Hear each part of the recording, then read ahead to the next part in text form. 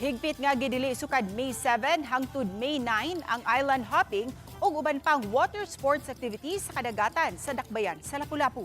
Siluan meron din sa report. Pabor unta alang sa mga island hopping operators ang tulo ka adlaw nga special non-working holiday sa Lapu-Lapu City, Cordova, Mandawi City ug Cebu City.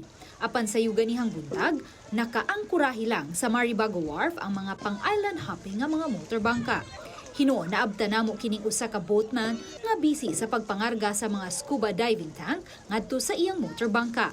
Matod ni Rosel Danyo, kay wa tuguti sa Coast Guard ang mga island hopping activities ug ubang water sports activities sa kadagatan sa Lapu-Lapu, sa Roro Port sa Cordova na nila pick-upon o kuhaon ang ilang mga guests. Apektado gyud po. Kuan man yun ang silbi murag hasol pud ba.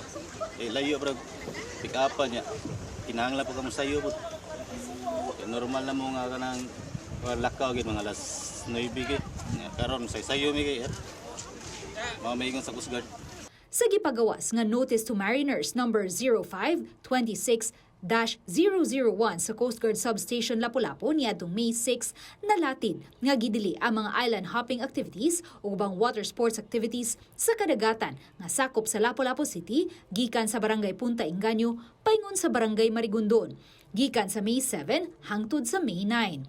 Ang mga boat operators nga adunay schedule nga island hopping activities sa Hilutungan Island adto ra sa Roro Port sa Cordova mamahimong mo pick up ug mupakanaog sa ilang mga guests. Ang maong Notice to Mariners giluwatan nunot sa gipahigayong ASEAN Summit 2026 ug ubang mga related activities. Sa phone interview, gipasabot ni Captain Jerome Lozada, commander sa Coast Guard Station Central Cebu, nga ang naasoy Notice to Mariners gikan sa ilang uluhang buhatan sa Coast Guard pinaagi sa ilang pagpakig-alayon sa National Organizing Committee sa ASEAN Summit. To ensure lang yung security and safety of the area, dili nato tugtan ang kaning mga water sports activities, kaning mga maglabang-labang gagmayng mga bangka diha sa area in front of the venue sa atong mga meetings.